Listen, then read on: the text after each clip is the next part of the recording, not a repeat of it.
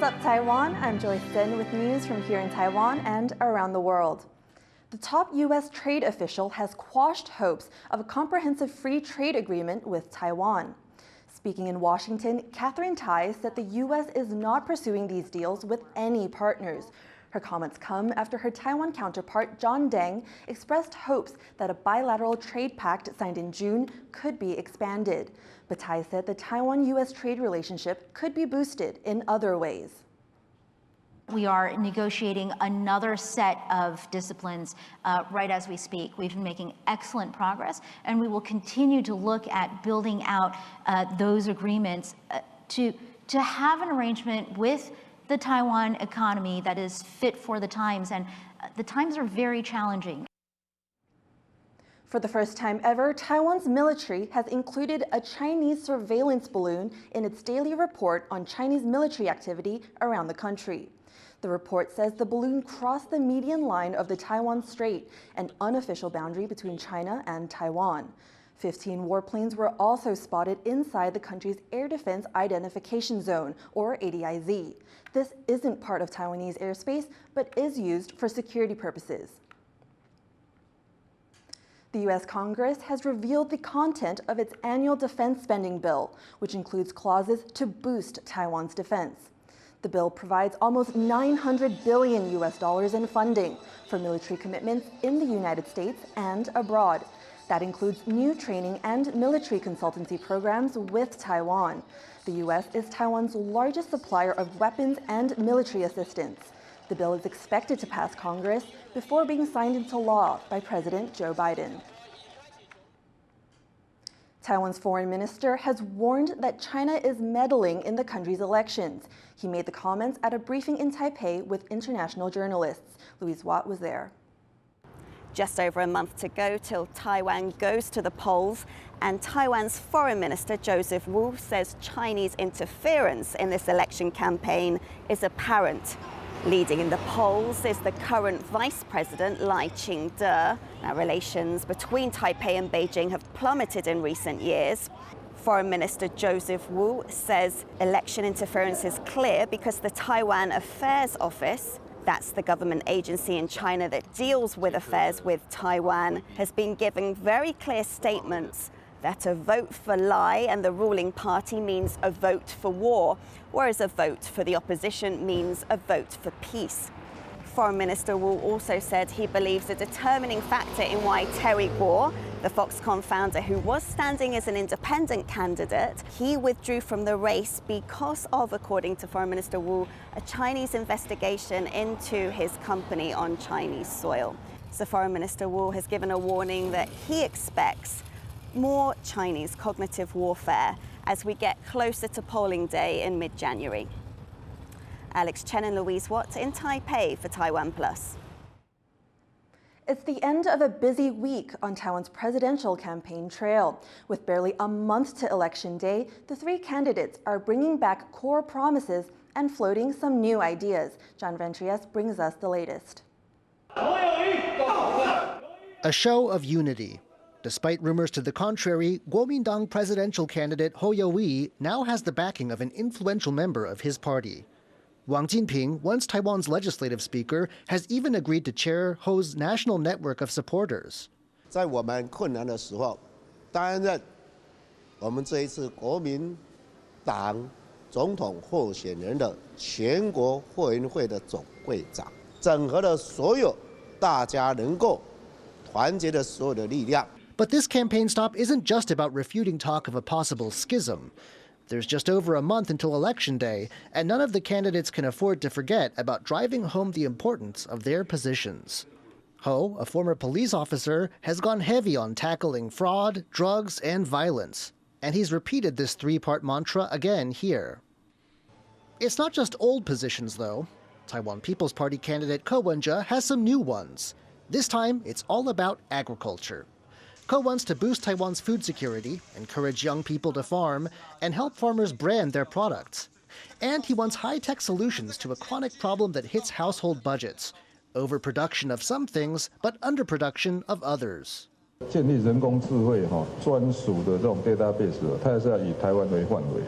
像那个农业大资料库，你知道，如果它有效运作，那为什么会高丽菜忽高忽低的价格？还有这个香蕉会生产过剩？ Ke also criticized the ruling Democratic Progressive Party's policy of spending on solar farms that cover agricultural land. He says Taiwan should adopt farmer-friendly policies introduced in Japan. These include building solar panels that sit on elevated racks above fields so they can still be used to grow crops. Meanwhile, Democratic Progressive Party candidate Lai Ching-te is making a very Taiwanese kind of campaign stop, an appearance at a local temple. In Taiwan, these are not only religious centers, but also community centers. An appearance at a temple is a chance to meet voters and appear as a candidate of the people.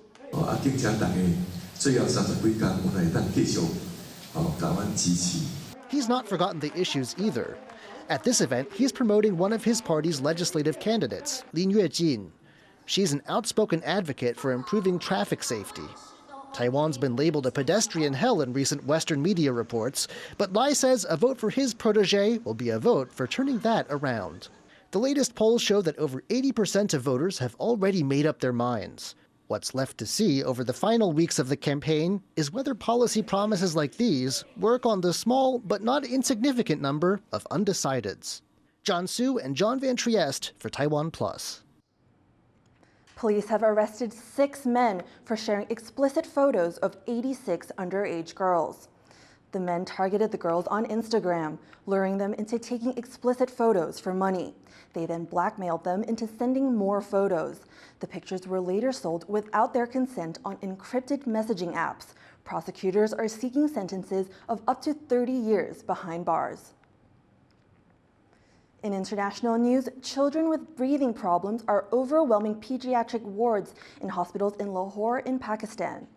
Health officials estimate there's been a 50% increase in young patients over the last month because of air pollution. For weeks now, toxic smog has blanketed the city, which is home to 11 million people. Officials say crop burning is the main contributor to the smog problem, along with poor quality fuel and industrial activity. Australia and Papua New Guinea have signed a new bilateral security agreement.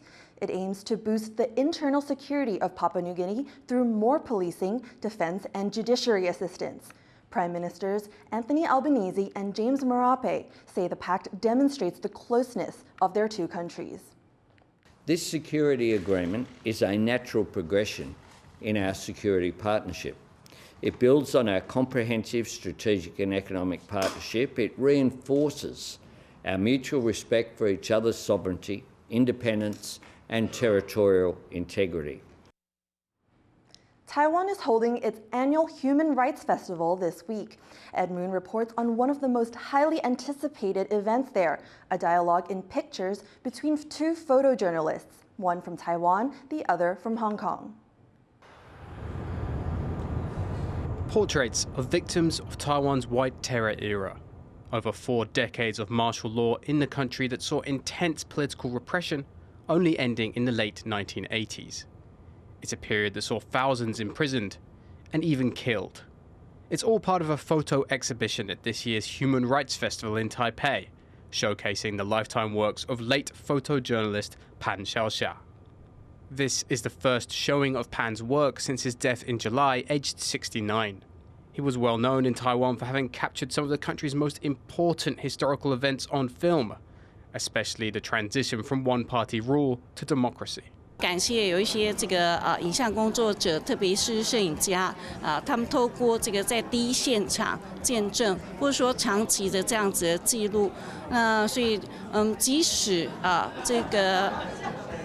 历史被磨灭了，或是被扭曲了透过他们的影像，我们都可以重建。Sitting alongside Pan's work is that of Hong Kong photojournalist Goh Zongming. While Pan's work focuses on Taiwan's civil movements of the 1980s and 90s, Goh tackles the past decade of the pro-democracy movement in Hong Kong, including the dramatic protests of 2019. Although their works focus on different eras, Goh says he and Pan have much in common.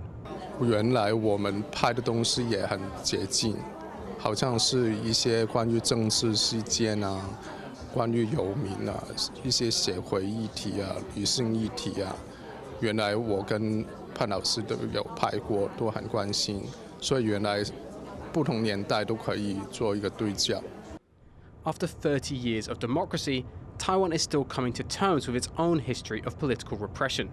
While in Hong Kong, such a reckoning seems unlikely to happen anytime soon, as the territory continues to adjust to a draconian national security law that's put hundreds in jail. But these images serve as a powerful reminder that long after the streets are cleared, the struggle for freedom is not so easily forgotten. Devin Tsai, Karma Xu, Eugene Huang, and Ed Moon for TaiwanPlus. While Taiwan and the United States share a mutual love for baseball, there are differences in the way fans celebrate the sport. Taiwan recently got a taste of a U.S. ballpark tradition, organs. Leslie Liao has this story.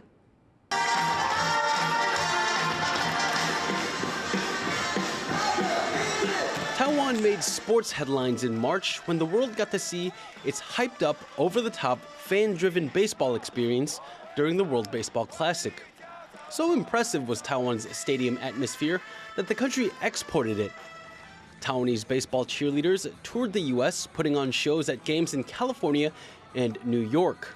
But baseball exchanges between Taiwan and the U.S.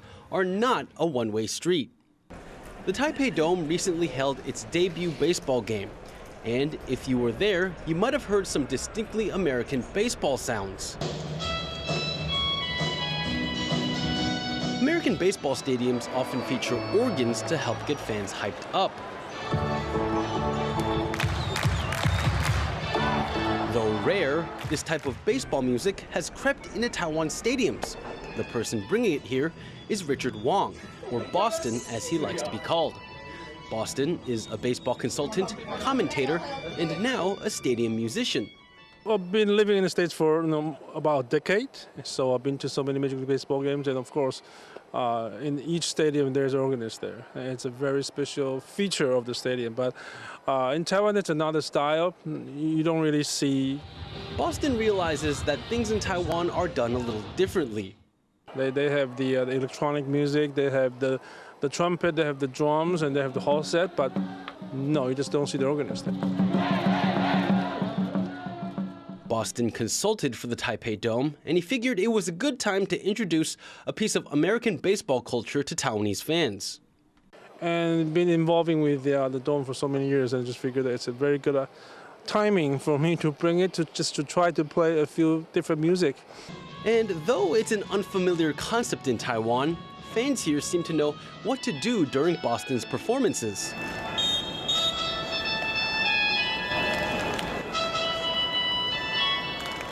For Boston, baseball is not just a sport. It's a way to bring countries and cultures closer together. And to him, Taiwan's game is already quite international.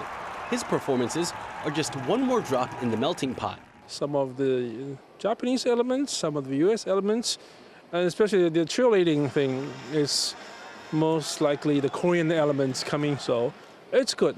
Baseball is a universal language, and we bring everything together. Though the world's largest ocean sits between Taiwan and the United States, a shared love for baseball and appreciation for each other's sporting culture is bringing the two countries closer together. Patrick Sun and Leslie Liao for TaiwanPlus. Thank you for watching What's Up Taiwan. If you like our stories, you can find more on the TaiwanPlus website or our social media. Finally today, check out these lights and Christmas trees making Copenhagen's Tivoli Gardens sparkle ahead of the holidays. I'm Joyce. Tseng. Take care and see you next time.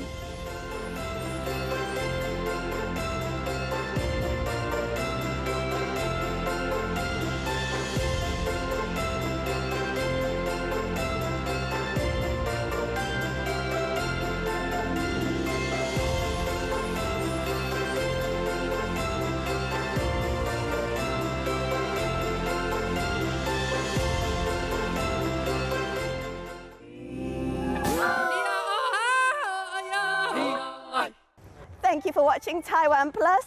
For more stories from the Pacific nation of Tuvalu and around the world, download the TaiwanPlus app.